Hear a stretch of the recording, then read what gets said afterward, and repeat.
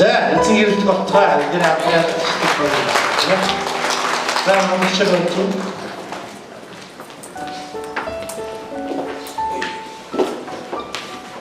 Библиэс давдаг Христийн хар шүү.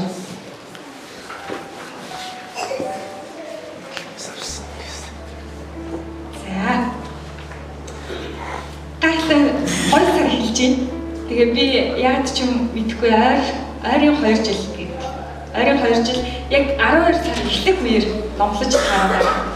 Тэгээд энэ гой сарыг эхлүүлэхэд догтлол, баяр хөөр айгүйх би болдог. Тэгээд ингээ гадуур явахаар угаасаа цаанаас нэг догтлуултаа байдаг. Яг тэгвэл энэ тент баахан чимэглэл, баяр сайхан зүйлсүүдийг бэлтчихсэн байдаг учраас магадгүй хүмүүсийн сэтгэл тэр зүйлийг хараад илүү догтлдог байх. Гэхдээ миний догтлож байгаа зүйл юу вэ гэвэл Христ бидний төлөө мэндэлж бидний баяр хөөр болон ирсэн юм а гэдэг тэр баярт одоо мөчийг тэмдэглэдэг учраас энэ 12 сар үнэхээр гайхалтай сар байдаг. Тийм болохоор та бүхэнд 12 сар эхэлж байна. Тэгээ баяр хөөрөөр дүүрэн энэ сарыг угтаад үдээд за тэгээд ирэх 2017 оныг үгүй биш 18 оныг гайхалтайгаар эхлүүлээрэ гэж Иесус Христийн нэрээр өрөөж байна. За өчигдөр за тавтын шөнө манай залуучууд өсвөрийн нийлээд шөнийн залбирал хийсэн байгаа. Тэгээ шөнийн залбирал маань маш гайхалтай, ивэлэр дүүрэн, үгээр бэлгсэн залуучууд маань Христийн дотор аавынхаа дотор хэрхэн яаж алхах вэ гэдэг тэр ирч хүчийг бүр бэлхэн дүүрнээр авсан тийм байсан. Тэгээ бид нар хэдий ядарсан ч гэсэн босч ирээ цуглаанаа чимгэлсэн. Гоё болсон байна тийм. Тэгээ нойрон жагаад бүржсэн ч гэсэн бид нар ерөнхийдөө өглөө ажилдаа явах нь яваа, сургуультай явах нь яваа, за үлдсэн нэг ингээд цуглаанаа чимгэлсэн байгаа. Тэгээ ер нь өчигдөр ч гэсэн бид нар илүү их бурханд ойрхон, за тэгээ бас хоорондоо ямар сайхан нөхөрлж гинөө гэдгийг хараад бурханд их талархаж байлаа. Өнөөдөр та бүхэнтэйгээ хуваалцах Библийн ишлэл бол Эфес 3 дугаар бүлгийн 14-өөс 21 дэх ишлэлтэй. Тэгээ би та бүхэндээ уншиж өгье. Иймд би эцгийн өмнө өвдөг сөвлөж тэнгэр болон газар дэх бүхэл ов ботгийг нэрлэлтэд түүнд залбирч байна. Тэрээр өөрийн алдрын баялагын дагуу сүнснийхээ хүч чадлаар та нарын дотор хүнийг хүчтэй болгон сойрхох болтугай. Ингэж итгэлээр Христ зүрхэндээ нутаглаж та нар хайр дотор үндэслэгдэн суйрлагдаад тэр хайрыг ямар өргөн, урт, өндөр хийгээд гүн болохыг бүх ариун хүний хамт ойлгох болтугай. Мэдлэгийг давдаг Христийн хайрыг мэдснээр та нар Бурхны бүх дүүрлэлээр бэлгэх болтугай. Идүүгээ дотор маань ажилдаг хүчний дагуу гойр буюу бодох бүхнээс минь илүү хэмжээшгүй баялгаар үйлдэх чадвартай түүнд алдрын чуулган дотор бүх үеийнхэнд Христ Есүс дотор үеийн үед байх болтугай. За тэгээд нэг зүйлийг асуух гэсэн юу вэ гэвэл хайр гэж юу вэ? За Христийг мэддэггүй байхад танд ямар хайр байдаг байсан бэ гэж, ямар хайрыг ертөнц танд санал болгодог, за танд ямар хайр мэдрэгддэг байсан бэ гэж Христ итгэхээс өмнө. За магадгүй эцэгхийн хайр, ах дүүнэрийн хайр, за эхнэр нөхрийн хайр, анд нөхдийн хайр. За магадгүй үнэхээр танд хайр бүр ингэж бэлэн дүүрэн байдаг бол эх орноо хайрлах, за газар шуруугаар хайрлах, мод цэцгийг хайрлах гэж цаашаа ингэж явах байсан баг. Гэхдээ Христ таны зүрхэнд ирж, Христ таныг сонгон дуудах үед биднэрт өөр хайр бий болдог юм л та. Тэр бол дайснаа хайрлах. Өөрт тань ямар нэгэн сайн зүйлийг, сайн зүйлийг хийгээгүй тэр хүнийг хайрлах. За цаашлаад бүр танд бүр бузар булаа буруу юм хийсэн тэр нэгнийг ч гэсэн хайрлах. Хайрыг Иесус Христ хандлах. Тэгээд тэр юу гэж хэлсэн бэ гэвэл би та нарыг хайрлсан шиг та нар биеийг ч хайрлаарай гэж хэлсэн. Иесус Христ биднийг яаж хайрлсан бэ? Тэд биднийг гин нүгэлтэй байхад нь тэр биднийг үнэхээр одоо нэг ачаагаа алдан гин нүглийн буулган дотор байхад минь маш аимшигтай зүйлсүүдийг үүлдэн хийдэг байхад нь тэр биднийг хайрлаад загламын дор цовдлогдсон.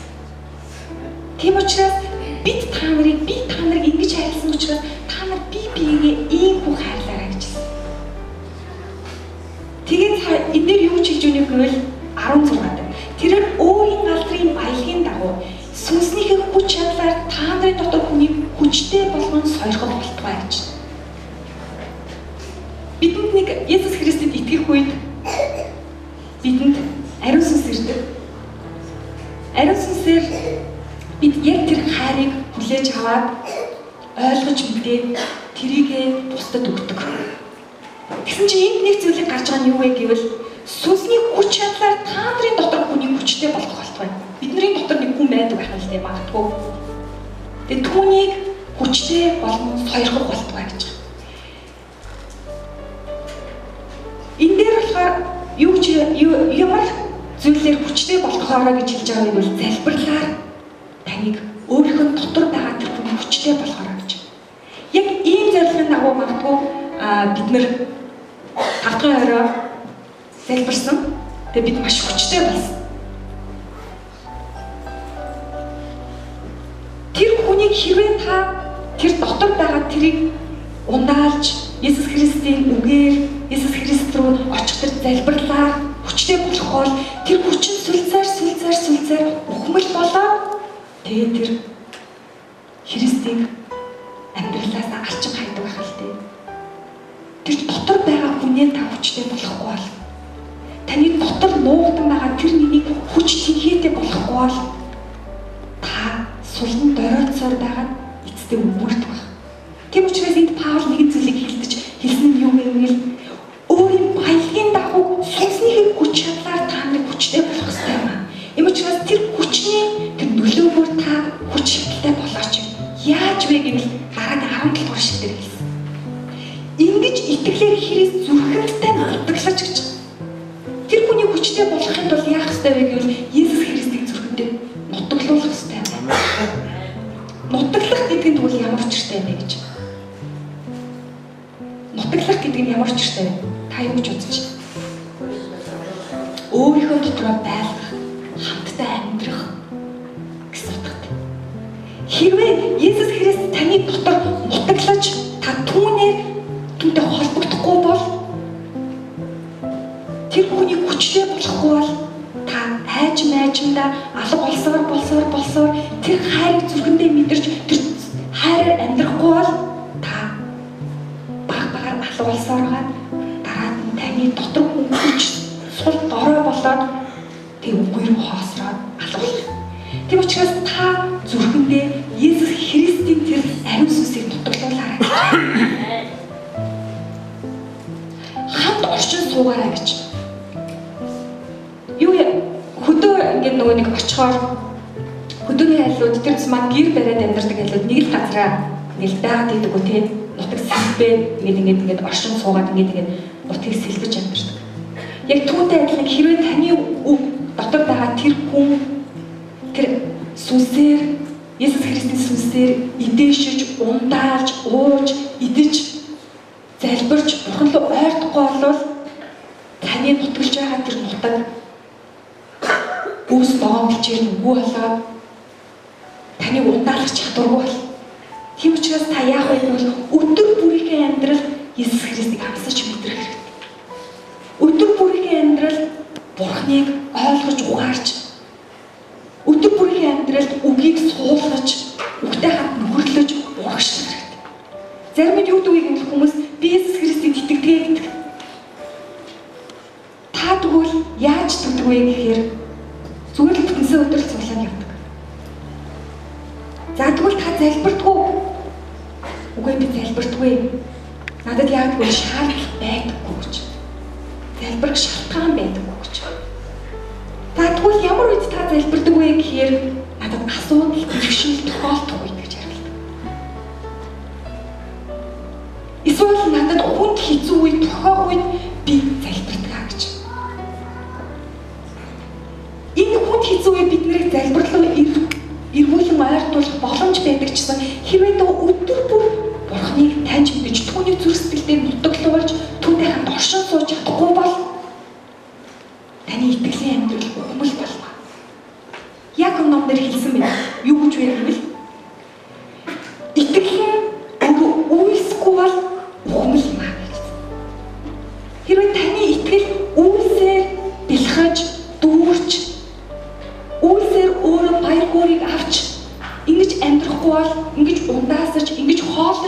бол таны итгэл ухамл болж эхлэх юм аа гэж. Ухамл итгэлээр аврахдаггүй. Ухамл итгэл бол султанд оройтож үгээр нь алга болох тийм зүйл. Тийм учраас та Есүс Христийг зүрхэндээ нутаглуулаа. Түүнтэй хамт урагшилж, түүний тэр могоон бичээр түүнтэй хамт амьдраа гэж. Түүнтэй оршин суугаарай гэж.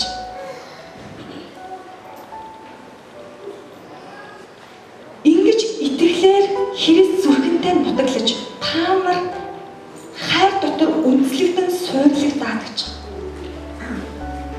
Хайрын үрийг зүрх сэтгэлдээ суулгасан хүн за хайр гэхгүй ер нь бол ингээд газарт үр суулгачаад түүнийг усалж ургуулж арчлахгүй болвол тэр урахгүй шүү дээ. Арчлахгүй бол хизээч урахгүй. Тийм болохоор Есүс Христийн хайрыг зүрхэндээ суулгасан бид бусдад бас тэр хайрыг өгчээж бидний зүрх сэтгэл байдаг хайр улам бүр том болдог байх л дээ. Улам бүр бэлтгэдэг байх. Бусдад хайрыг өгчээж миний дотор хайр бэлхэн болдог. Бусдад би хайрыг хангуугаар өгчээж би өөрөө баяр хөөртэй болдог. Хэрвээ Есүс Христ намайг хайрлсан, надад хайртай гэсэн мэтлээ өөрөөсөө энэ хайрыг гаргадаггүй бол таны хайр эцэстээ ухамл болох юм аа гэж. Тийм үн суурлагдсан тэр хайрыг зүрх сэтгэлдээ улам үнсгий болгож бусдад тэр хайрыг түгээж өгдөг нэг байгаарай. Өргөн урд хийгээд гүн болохыг нь та нар ариун хүмүүсийн хамт ойлгоорой гэж.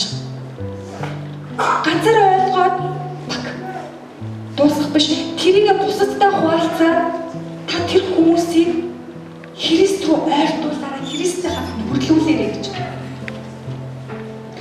Бас нэг зүйл юу гэвэл 1-р Коринт 13 дугаар бүлэг дээр Паул өөр нэгэн зүйлийг хариг хэлсэн нь юу гэвэл итгэл, найдвар, хайр гурав эцэстээ үлднэ. Гэхдээ хамгийн агуу хайр юм аа гэж хэлсэн. Энэ ямар учиртай хэлсэн бэ гэвэл эцэстээ хүнд юу үлддэг вэ гэвэл итгэл нь үлддэг байна. Христ итгэж хүмүүс. Тэгээд найдвар. Ямар найдвар вэ гэвэл Есүс Христ биднийг ирээд өөрийнхөө оршин суудаг газар руу авч явна гэсэн тэр итгэл найдвар. Хэрвээ бид энэ найдвар байхгүй бол бид Христ итгэж биш. Бидний хайртай хүмүүс энэ дэлхийгээс явдаг. Бид нар ямар найдвар үлддэг вэ? Тэднэртэй уулзсан гэсэн найдвар. Эцсийн тэр нэгэн цаг хугацаанд Есүс Христтэй уулзаад бид хайртай бүхий л хүмүүстэйгээ уулзах юм аа. Христ дотор гэсэн тэр найдвар. Саяхан манай итгэлийн маш хайртай эгч минь Бурхан руу явсан байна. Тэгээ тэр үед надад маш их мэдрэгдэж ойлгогдчихсэн зүйл маань юу вэ гэвэл найдвар гэдэг үгийг маш их ойлгосон. Бид нар ямар хичнээн сайхан тэр гайхамшигт найдварыг зүрх сэтгэлдээ тээгээд явд юм бэ гэдэг. Хэрвээ бид найдвар үгүй бол Есүс Христ үхлээс дахин амьдсан. Тэгээд тэр бидэнд мөнх амийг өгсөн гэсэн найдвар үгүй бол бид ямар хөөрхөлтэй хүмүүс вэ гэж. Харин бид тэр найдвар бидний зүрх сэтгэлд байгаа учраас Христ бидний зүрх сэтгэлд тэр найдварыг оруулсан учраас бид мөнх амийг авах тэр найдварын итгэлээр урагшилдаг.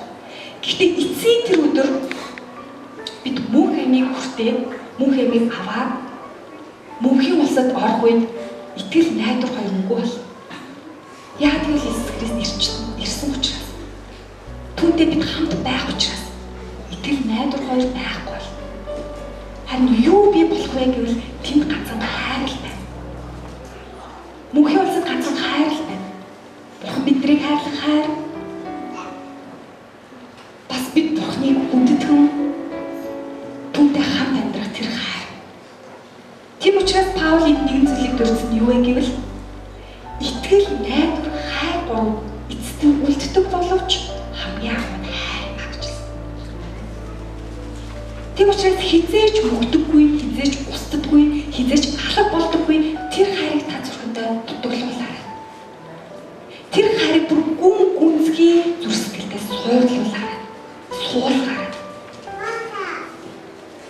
Тэгээд Тэгээд тэр суулгасан хайраа бусдтай хуваалцдаг даа.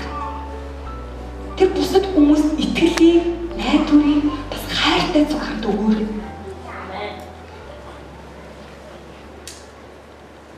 Тэгээд хүн болгон тэр хайрыг мэдэж, ойлгож, ухаарч, амьдралдаа амсаж мэдрээд Бурхантай уулзсан түүний дотор хамт амьдрах тэр цаг хугацаа, тэр баяр хөөртэй тэр өдөр удахгүй ирнэ гэж Иесус Христ хэлээр одоо тунхаглаж байна. Уусаа тэр ирнэ. Харин та хайрыг хэлж учиртай. Тэгээд цааш нь хараад яг миний сургаалтаа өгсөн ишлэл гарч байгаа. Юу гэвэл мэдлэгийг давдаг Христийн хайрыг мэдснээр та нар Бурхны дүр, Бурхны бүх дүрлээр бэлгэх болтугай гэж. Энд дээр юу хэлсэн бэ гэвэл хэрвээ Бурхан биднийг аварна гэсэн мэдлэгтэй байгаад үүсээрээ харуулаагүй байсан бол бид аврагдахгүй байх гэсэн. Иесус Христ дэлхийн хүмүүс бүгд гимнүүлтэй тийм ээ. Би аврах ёстой гэдгийг мэдээд түүнийг хэрэгжүүлээгүй бол биднэрт хайр ирэхгүйсэн. Мөн хэм ирэхгүй байх байсан. Харин Иесус Христ мэдээд түүнийг бидний төлөө цаглаа дээр хэрэгжүүлж харуулсан. Бидний төлөө өөрийгөө зориулсан. Харин та хайр бидний зүрх сэтгэлд байгаа гэдгийг мэддэг атлаа хэрэгжүүлж юм гэж. Тэр мэддэг мэдлэгээ та үйлс болгон гаргаж ийн өгч. Хэрвээ та үйлс болгон гаргаж түүнийг хүн болгонд тунхаглан хийлж түүний хайрыг амьдралынхаа талбар бүрт хүн болгонд тэр хайрыг дамжуулаарай гэж. Зүгээр мэддэг болоод бити өнгөрөөрэй. Мэдээд өнгөрсөн нэгэн биш, харин үйлдэж үзүүлдэг. Итгэлийг өгмөл биш, харин үйлс болгон олон бүр хүчтэй итгэлээр урагшилдаг нэгэн байгаа. Бид нэр 12 сард одоо 12 сарын 23-нд хүүхдүүдтэйгээ сайн яг өдөр дээрээ болтогддог байгаа. 23-нд жоохон ял цуглаан жаахан юм нөгөө Крисмас баяр тэмдэглэгээд үүмэнтэй байдаг үеэр бас яг хийх үгүй юу гэж бас ярилцж байгаа. Юу гэвэл бид хайрлагдсан хүүхдүүд гэдэг нэртэй тийм тоглолтыг хийж байгаа. Өсвөр маань хүүхдүүд. Тэгээд энэ тоглолтыг хийгээд түүнээс олсон орлогоор яах вэ гэвэл бидний айлыг сонгож аваад түүнд очиж үйлчлэж байгаа Христийн хайраар. Тэр айл нь миний бодлоор олон хүүхэдтэй за тэгээд итгэвч биш. За тэгээд гэр хороолд амьдардаг.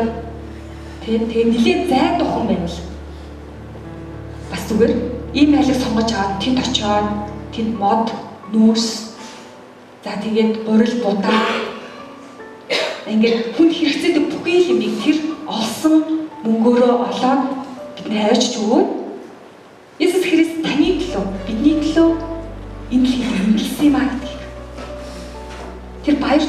Тэр баяр хөөргийг тэр хүмүүст хуваалцах гэж байна. Тэгээд цуглаандаа өрөх Крисмас баяраа. Тэгээд энэ нь яагаад бид энийг хийж байгаа вэ? Бид нар хайрлагдсан хүүхдүүд учраас. Бид хайрыг мэддэг хүүхдүүд учраас. Харин мэдээд бид зогсохгүй түүнийг хэрэгжүүлэн хийнийг харуулахыг хүсэж байна гэж. Ийм шийдвэр гаргаж байгаа. Тэгээд хүүхдүүд маань энэнд үнэхээр баяр хөөртэй байна. Тэгээд чадах бүхний хүүхдүүд маань хийж эхлэж байгаа. Гитар тоглодог, бөмбөр тоглодог, дуулдаг, бүжгэлдэг, магадгүй тийм одоо юу гэдэг өөр маш гинтийн өөр авьяасан илэрч гараад дуграад тий ил үзүүлээд тэгэхээр бид мэдэхгүй ямар ч гэсэн бид нэг юм бэлдэж байгаа. Гэхдээ тэр нь бол бид хайрлагдсан хүүхдүүд учраас бид хайрыг Христийн хайр бидний зүрх сэтгэл нутгалсан учраас бид түүнийг бусдад хуваалцахаар шийдвэр гаргаж байгаа. Танд бас яг бидэнтэй адилхан ийм шийдвэр, ийм зориулалт, золиос байгаасаа гэж хүсэж байна. Крисмас баярыг өөрөөр хэлдэг. Тэр нь юу гэвэл хариун ихэхгүй хайрын баяр гэж. Яг тэгвэл Христ биднээс хариун ихээгүй. За би чиний төлөө залмаа дээр цоглогдчихлоо. Одоо чи надад ингэх ёстой гэж. Харин тэр юу гэж хэлсэн бэ гэвэл миний та нарыг хайрсны адил та нараас гэж хэлсэн.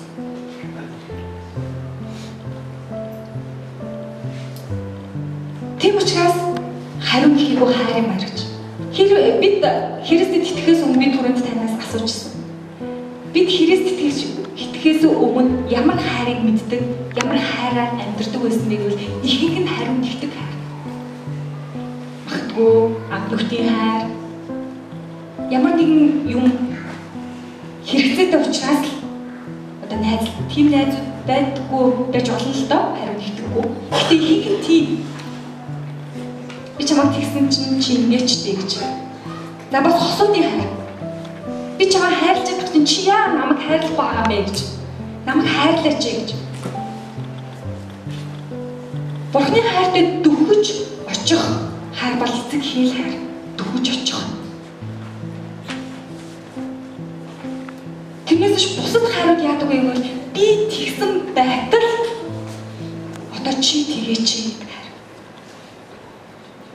Харин Бурхны хайр бол хариу нэгдэггүй. Харин зүгээр хайрын золиосыг биднээс шаарддаг. Та хайрлаач. Миний хайраар бусдыг хайрлаач гэж.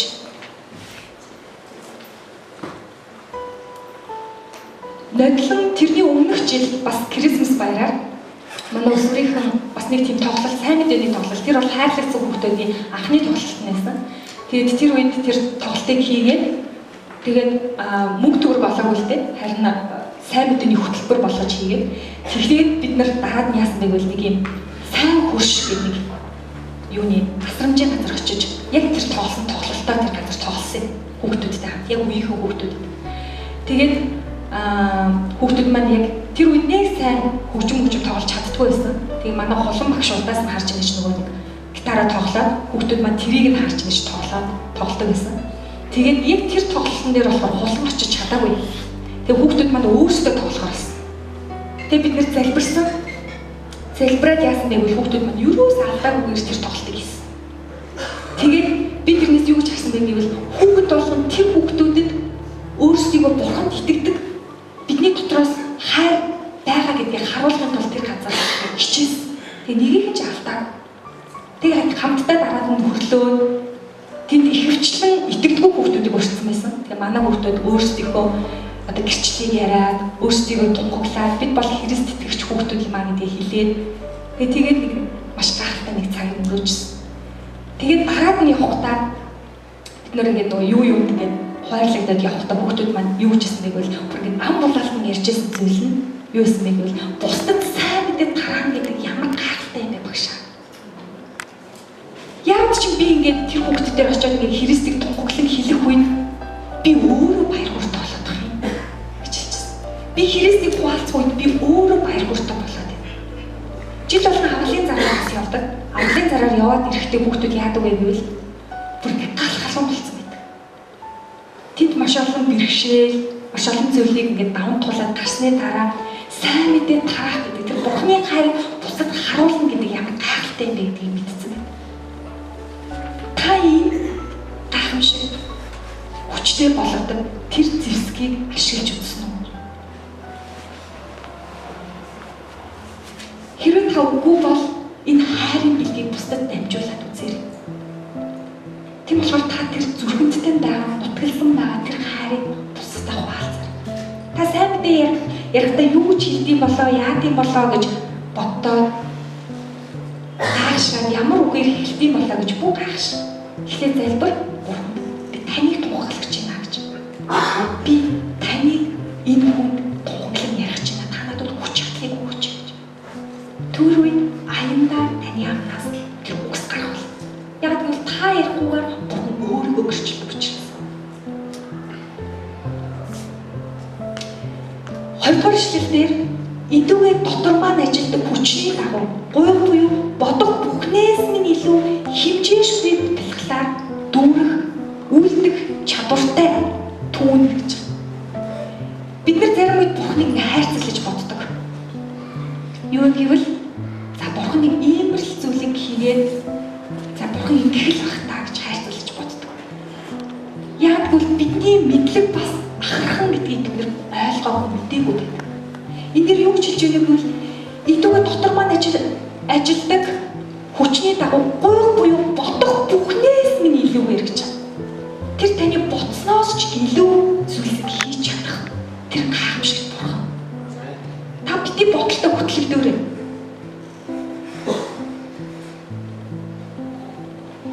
Би ингэж ботсон чинь би тэгж ботсон байхгүй юу гэж бурханы талаарх бодлоос чинь илүүгээр тэр ажиллах тийм чадaltaй, тийм чадвартай бурхан. Яг гэвэл та бодоод үзтээ энэ дэлхийг бурхан бүтээсэн байхгүй юу? Тийм атал та яагаад түүнийг хайрцаглан бодож дотроо тий бурхан энийг хийж чадахгүй болов гэж бодох хэрэгтэй гэж. Бодол бүхнээс чинь илүү тэр гарнаа. Та бодлосоос ч илүү, таны бодсноос ч илүүгээр тэр хийх чадaltaй. Гойх буюу бодох бүхнээс нь илүү хэмжээшгүй бэлгэлээр үйлдэх чадвартай гэж. Үйлдэж чаднаа. Тэр таны бодож, санаж, ойлгож, ухаарч, мэдж байгаас чинь илүүгээр тэр тийм чадaltaй бурхан юм аа гэж. Зарим хүмүүс амар ингэ харахад сул дорой харагд жоохон нэг тиймхэн юм шиг харагддаг боловч айгүй хүч чадалтай хүмүүс байдаг. Зарим хүмүүс бүр ингэ цаанаасаа харахаар нэг яаж чи ийм бүгдийг хийгээд идэв бэ гэж бодохоор тийм хүч чадалтай хүмүүс ч байдаг. Тэр хүмүүс гайхаад асуув. Би хэд хэдэн тийм юмнуудыг мэднэ. Юу гэвэл манай нэг хэд хэдэн итгэгчнэрээс хүмүүс тэгж асуудаг. Чи яаж ийм бүгдийг хийдэм бэ гэж хүмүүс асуугаад байх юм. Яаж чамаас ийм хайр гарч чаддсан бэ? Чи бусдаас нэг л өөр юм аа гэж. Тэр өөр нь юу вэ? Амьд өршигч бурханд итгэдэг учраас тэр өөр. Амьд оршигч бурханд итгэдэг учраас тэр бусдаас өөр гэж чаддаг. Тэр дайснаа хайрлаж чаддаг. Зарим хүмүүс бидний юу гэдэг вэ гэвэл та нар Библи гэр чинь тэгж бичээстэй байдаг тийм. Юу гэвэл нэг хацрыг чинь өгөөр алхахаар нөгөө хацраа тавьж өгөөрэй гэж. Та нар тэгээд алгадуулаад ингээд босоод идэггүй. Юу нь бол тэр нь тийм утгатай биш байна. Юу гэвэл дайснаа хайрлан хайраа харуулах үед дайсантай таныг яагаад надад ийм үйлдэл хийгээд байна вэ гэдэг тэр үйлдэлээс чинь болоод тэр Тэнгэрлэг бурханд итгэх юм аа. Тэр үйлдэл тэр гаргаж байгаа аран шин гаргаж байгаа үйлдэлээс чинь хараад тэр хайрын үйлдэлээс чинь хараад хайрын бурхныг мэдээд тэр нэгэн бурхан руу ирэх юм аа гэж. Хэрвээ бид бурхныг харуулахгүй бол яг нэг хацраа өгөх шаардлага байхгүй шүү. Зүгээр л өсөрч чиж нөгөөдгөө зөрчиж болно шүү. Харин хайрыг харуулаарай гэж. Үнцэнтэй тэр хайр зүрхэмдтэй нутагсан бол түүний бусдтай хуваалцаарай гэж. Тэгээ бодол битээ зүгээр бодоод бий гэж. Бодлоос ч давдаг Христ. Түүнд алдрам чуулган дотор бүх үеийн Христ Есүс дотор үеийн үед байх болтугай гэж. Залбираа Паул Эфес хотынд бичсэн захидлынхаа залбирлыг дуусгаж.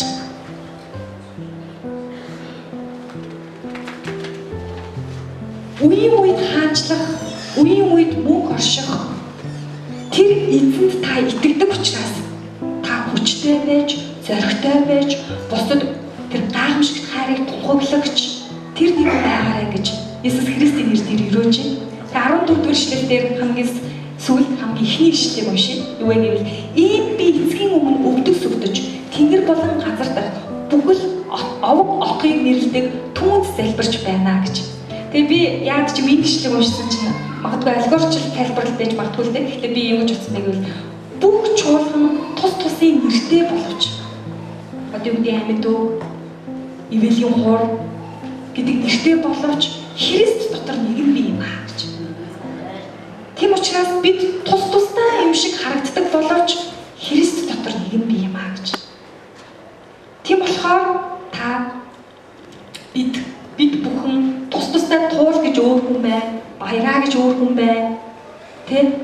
хүмүүс юм шиг боловч Христ дотор нэгэн бий учраас. Энэ нэгэн биедээ санаа тавьдаг, санаа зовндог, түүнийг хайраар үйлчилдэг. Бусдад хайр гаргахаас бусдад хайр гаргаж, бусдад одоо нийгэмлэг үйлчилдэгээс бас цуглаанаа ч гэсэн үйлчил, цуглааныхаа хүмүүсийг ч гэсэн хайрлаж, халамжилж, түүн дотор байдаг юм байгаарай гэж Иесус Христийн нэрээр өрөөгөө хамтдаа залбирцгаая.